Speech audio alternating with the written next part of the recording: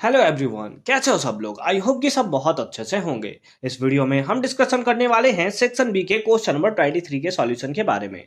अगर आपने इसे प्रीवियस वीडियो अभी तक नहीं देखा, साथ ही साथ आने वाले वीडियोस का सॉल्यूशन देखना चाहते हो तो कंप्लीट प्लेलिस्ट का लिंक मिलेगा आपको डिस्क्रिप्शन में। तो एक बार डिस्क्रिप्शन आप जरूर चेक कर लोगे। साथ ही साथ अभी तक हमें टेलीग्राम पे ज्वाइन नहीं किया तो फटाफट से हमें टेलीग्राम पे भी ज्वाइन कर लोगे।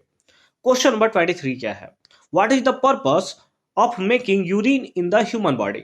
यानी कि सबसे पहले आपको यह बताना है कि यूरिन बॉडी के प्रिपरेशन के लिए या फिर इसके मेकिंग के लिए क्या एक्चुअल में पर्पस होता है ह्यूमन बॉडी के अंदर। तो जितने भी तरीके के नाइट्रोजिनस बेस आपको देखने को मिलता है, जो वेस्ट पार्ट होता है उसको रिलीज करने का ये काम करता है। तो सिंपल फॉर्म में लिखेंगे, the main purpose for the urine formation is mainly to release to the elimination of harmful waste product, है ना। हार्मफुल वेस्ट प्रोडक्ट कहां से?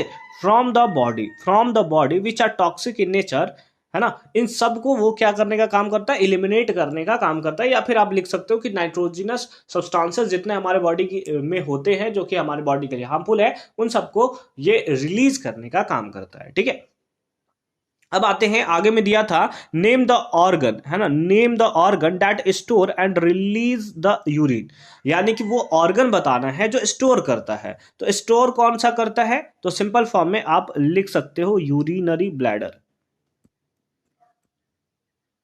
है ना। कौन स्टोर करने का काम करता है? तो ये स्टोर करने का काम करता है, दैट इज यूरिनरी ब्लैडर, है ना। ये स्टोर करता है। रिलीज कौन करता है? तो रिलीज करने का काम होता है यूरेथ्रा का। किसका काम होता है बताओ? यूरेथ्रा का।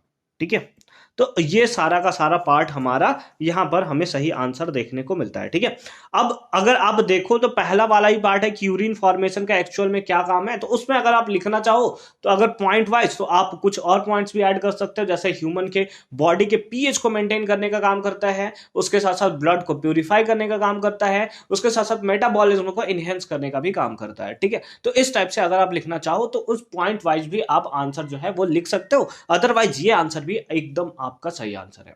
आई होप कि ये पार्ट आपको अच्छे तरीके से समझ में आया होगा। मिलते हैं आपसे अगली वीडियो में इसके और वाले पार्ट के सॉल्यूशन के साथ। कंप्लीट प्लेलिस्ट का लिंक मिलेगा आपको डिस्क्रिप्शन में, तो एक बार डिस्क्रिप्शन आप जरूर चेक कर लोगे। साथ ही साथ टेलीग्राम पे ज्वाइन नहीं किया तो फटाफट से हमें ज्वाइन कर लोगे।